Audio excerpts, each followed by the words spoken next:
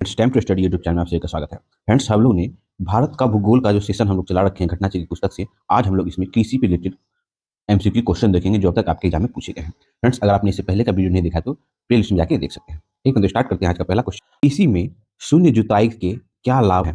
तो फ्रेंड्स, शून्य जुताई के क्या लगभग है? तो पिछले फसल के अवशेषों की जलाई बिना गेहूं की बुआई संभव है। ठीक है, पहला स्टेटमेंट सही है। चावल की कई पौधों की नर्सरी बनाए बनाए बिना धान के बीजों का नम मृदा में सीधा रोपण संभव है। ठीक है, मृदा में कार्बन पृथक्करण संभव है। तो उपयुक्त तीनों कथन सही है। फ्रेंड्स, कृषि में शून्य जुताई से संबंधित देखिए, शून्य जुताई का शून्य जुताई अर्थात खेत की जुताई किए बगैर अगली फसल बोने के निम्नलिखित लाभ है। फसल लागत में कमी, पिछले फसल के अवशेष को खेत में छोड़ दिया जाता है जिससे वह सड़कर खाद बनता है, जिससे उर्वरक उपयोग में भी कमी आती है। धान की नर्सरी बनाने के बजाय सीधे बुआई से समय और श्रम भी बचता समय और श्रम की भी बचत होती है। फसलों द्वारा वायुमंडल में अवशोषित कार्बन डाइऑक्साइड मृदा में जो है मिल जाती है, जिससे वायुमंडल में कार्बन पृथक्करण होता रहता है। ठीक है, तीनों स्टेटमेंट सही है। नेक्स्ट क्वेश्चन है, कृषि में फर्टिगेशन से क्या लाभ है? तो कृषि में फर्टिगेशन से क्या लाभ होता है? फ्रेंड देखिए, सिंचाई जल की क्षारीयता का नियंत्रण संभव होता है। ठीक है, उसके बाद पौधे के लिए पोषक बढ़ी हुई मात्रा में सुलभ की जा सकती है। ठीक है, रासायनिक पोषकों के निक्षालन में कमी संभव है। तो फिर स्टेटमेंट 1, 3 और 4 सही है। देखिए, फर्टिलाइजेशन मतलब जल के उर्वरक को घोलकर सिंचाई विधि से जल में आवश्यकता अनुसार रसायन मिलाकर उसकी क्षारीयता का नियंत्रण किया जाता है। ठीक है, घुले उर्वरक से सिंचाई द्वारा पौधे में पोषकों की लगभग दोगुनी मात्रा अवशोषित होती है, जिससे रासायनिक पोषकों के निक्षालन में भी कमी होती है। ठीक फ्रेंड्स, नेक्स्ट क्वेश्चन है, भारत के संदर्भ में निम्नलिखित में से किस पद्धतियों का परितंत्र अनुकूलित कृषि माना जाता है?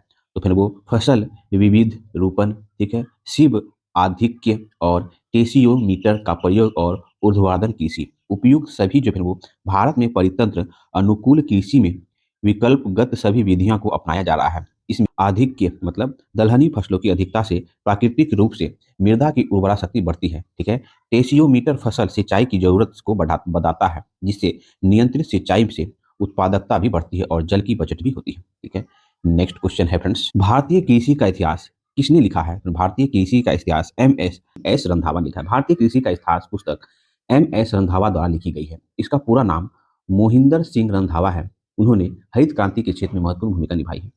नेक्स्ट क्वेश्चन है, निम्नलिखित कथनों को पढ़िए और सही विकल्प को चुनिए। कथन 1 सभी स्टेटमेंट फ्रेंड्स गलत है, ध्यान रखेंगे, है ना। ऑप्शन पूछा है, सभी गलत है तो ऑप्शन भी हो जाएगा। देखिए, भारत में जो है ना 20 कृषि जलवायु प्रदेश में बांटा गया, ये गलत है।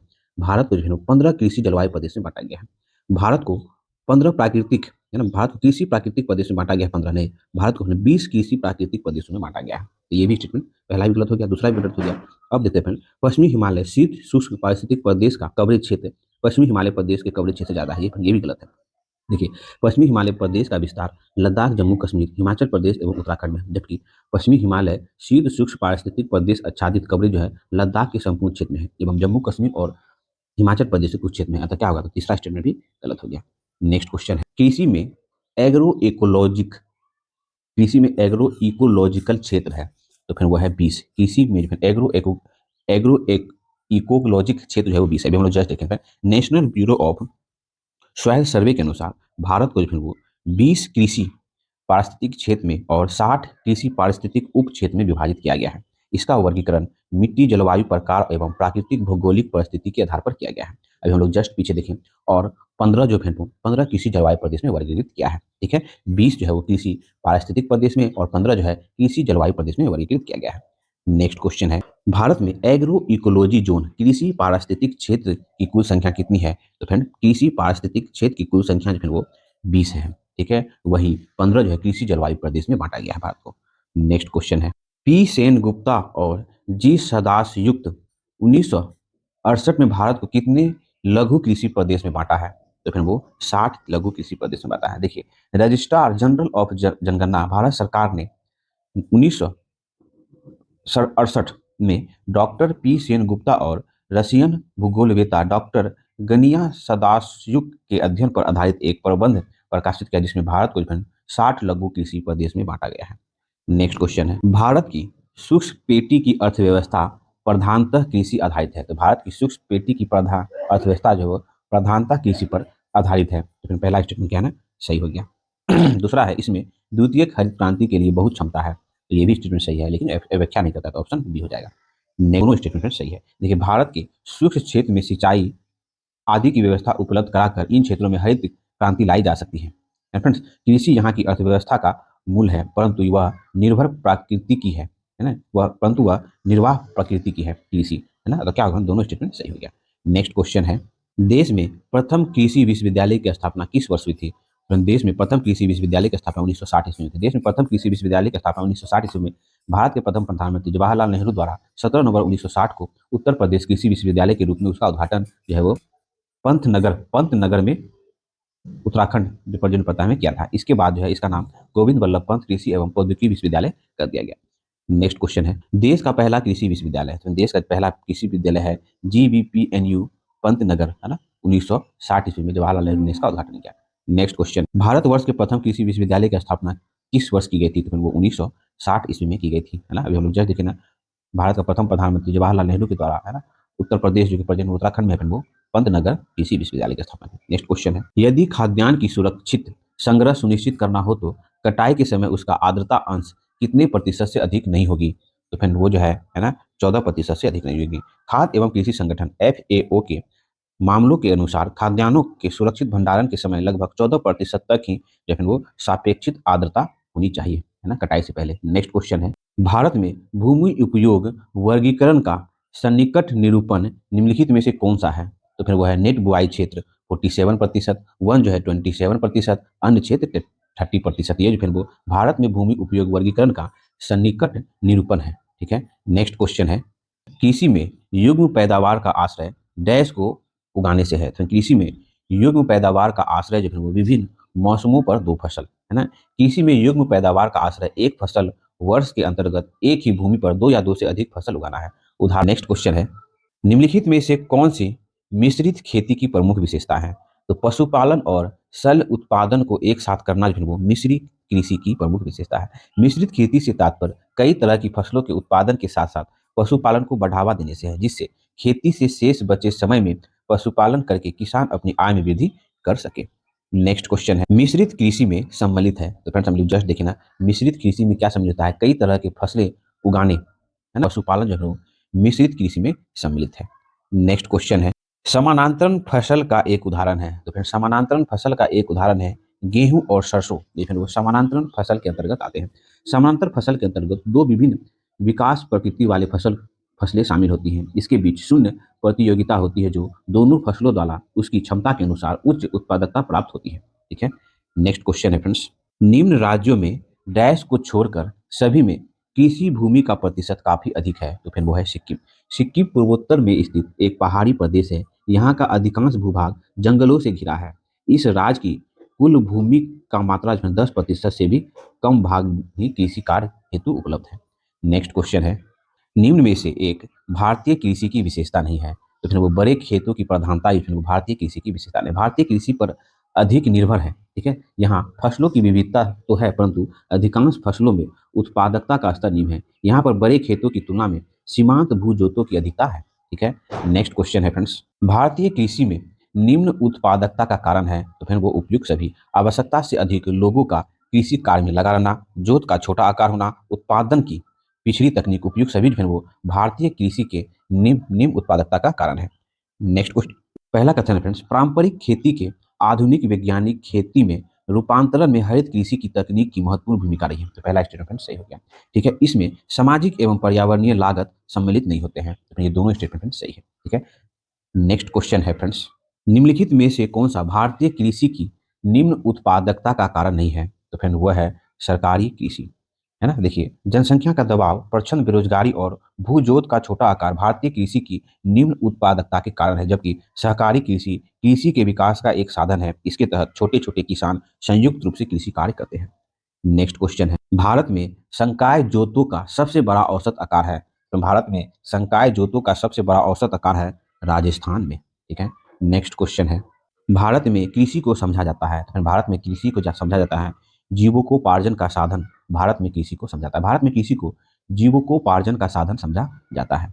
नेक्स्ट क्वेश्चन है, भारतीय कृषि के संदर्भ में निम्नलिखित में से कौन सा कथन सही है? तो भारत में दालों की खेती के अंतर्गत आने वाले लगभग 90% क्षेत्र वर्षा द्वारा पोषित है। यही स्टेटमेंट सही है।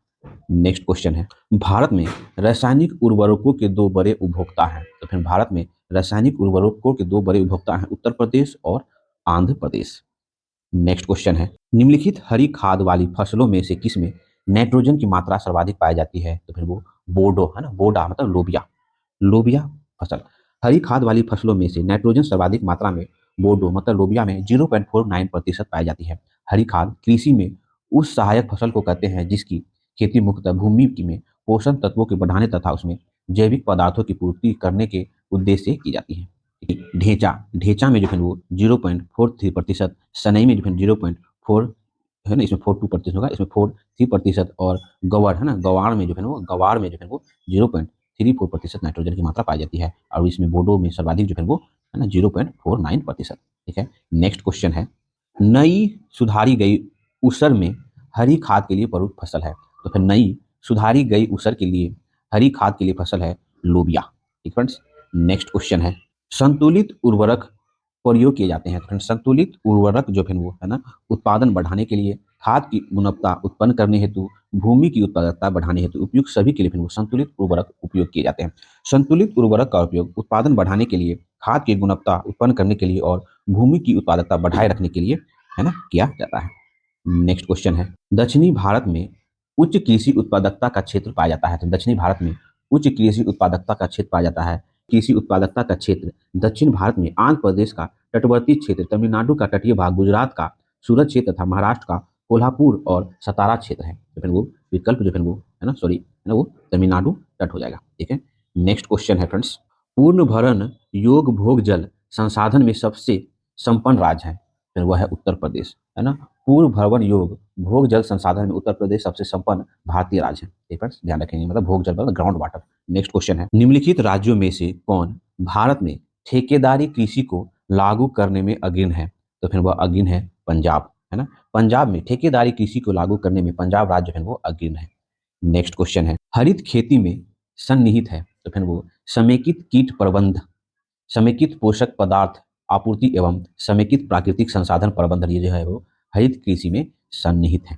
ठीक है। हरित खेती में सन्निहित कीट प्रबंधन, समेकित पोषक पदार्थ आपूर्ति एवं समेकित प्राकृतिक संसाधन प्रबंधन जो है वो सन्निहित है। ठीक है। हरित खेती वास्तव में संरक्षण कृषि है। ठीक है, पर ध्यान रखेंगे, हाल के दिनों में शब्द हरित खेती विशेष रूप से चीन द्वारा प्रयोग में लाया गया है, भारत में लाया गया। भारत में हरित खेती के विषय में उपयुक्त धारणा का प्रतिपादन जो है डॉक्टर स्वामीनाथन ने किया है।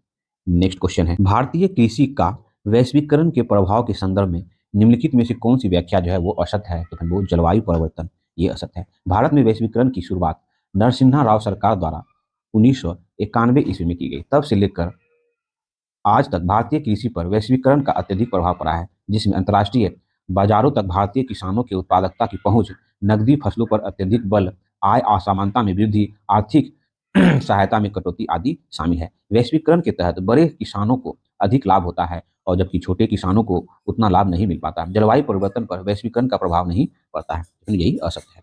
नेक्स्ट क्वेश्चन है, एग मार्क है। तो फ्रेंड्स एग मार्क क्या होता है? गुणवत्ता गारंटी की मोहर होती है एग मार्क। देखिए, एग मार्क केंद्र सरकार द्वारा प्रायोजित योजना है जो कृषि उत्पाद जैसे ग्रेडिंग एवं मार्केटिंग अधिनियम 1937 के अंतर्गत कृषि और संबंध उत्पादन की ग्रेडिंग और मानकीकरण को प्रोत्साहित करती है। ठीक है। एग मार्क क्या है? वो गुणवत्ता की गारंटी का मोहर कोई प्रोडक्ट में जो होता है वो ध्यान रखें, कृषि संबंधित उत्पाद। नेक्स्ट क्वेश्चन है, भारत में सीमांत कृषि भूमि जोत का आकार है। भारत में सीमांत कृषि भूमि जोत का आकार है 1 हेक्टेयर से कम। देखिए, कृषि गणना 2015-16 के अनुसार परिचालन जोतों की संख्या एवं क्षेत्र का आकार समूह देखे तो निम्न है। देखिए, सीमांत कृषि भूमि जोत का आकार जो है 1 हेक्टेयर से कम होता है। ठीक है। वही छोटे जोत जो है वो 1 हेक्टेयर से 2 हेक्टेयर। ठीक है। आध मध्य जोत जो है वो 2 हेक्टेयर से 4 हेक्टेयर होता है। ठीक है। मध्य जोत जो है वो 4 हेक्टेयर से 10 हेक्टेयर होता है और बड़े जोत जो है वो 10 हेक्टेयर से अधिक होता है। सीमांत कृषि जोत कितना हो जाता है? 1 हेक्टेयर से कम, जिसमें क्या होता है, किसान जीवन निर्वाह के लिए अपनी कृषि कार्य करता है। नेक्स्ट क्वेश्चन है, निम्नलिखित में से कौन सा कृषि में उत्पादकता बढ़ाने का रास्ता है? तो फिर देखिए, कुशल सिंचाई, गुणवत्तापूर्ण बीज और कीटनाशक का प्रयोग, उर्वरक का प्रयोग, उपयुक्त सभी उपयुक्त में से एक सभी मतलब उपयुक्त सभी वो कृषि में उत्पादकता बढ़ाने का एक रास्ता है। ठीक, कृषि जनगणना 2015-16 के संदर्भ में निम्नलिखित कथनों में से सही कथन को चुनना है। देखिए, लघु और सीमांत किसान कुल किसानों का 86.2% है, जबकि वो केवल 47.3% फसल कुल फसल क्षेत्र में के मालिक हैं। तो ये स्टेटमेंट सही है। राजबार कृषकों की कुल संख्या के आधार पर महाराष्ट्र है वो तीसरे स्थान पे है। सही है। राजवार कुल जोती गई भूमि क्षेत्रफल के आधार पर राजस्थान प्रथम स्थान पे है। तो उपयुक्त तीनों स्टेटमेंट जो है वो सही है कृषि गणना 2015-16 के संदर्भ में। कृषि जनगणना 2015-16 के अनुसार लघु और सीमांत किसान कुल जनसंख्या का जो है वो 86.2% है, जबकि वे केवल 47.3% फसल क्षेत्र के मालिक हैं। ठीक है। राजबाल कुल कृषि योग्य भूमि के आधार पर राजस्थान जो है वो है ना प्रथम स्थान पे है और राजबार किसानों की कुल संख्या के आधार पर महाराष्ट्र जो है वो तीसरे स्थान पे है। ठीक है, ध्यान रखेंगे तो तीनों स्टेटमेंट सही होगा। ठीक है, तो आज हम लोग जो भारत का भूगोल का सीरीज हम लोग घटना चक्र की पुस्तक से चला रखे हैं, आज हम लोग उस पर कृषि का चैप्टर देखें। कृषि से रिलेटेड आपकी घटना चक्र पुस्तक में जितने भी एमसीक्यू क्वेश्चन है जो अब तक आपके एग्जाम में पूछे गए उनसे भी हम लोगों ने डिस्कस करने का प्रयास किया। अगर मेरा प्रयास आपको अच्छा लगता हो तो प्लीज चैनल को लाइक करें, सब्सक्राइब करें और फिर लोग साथ शेयर जरूर करें। मिलते हैं फिर नेक्स्ट वीडियो में।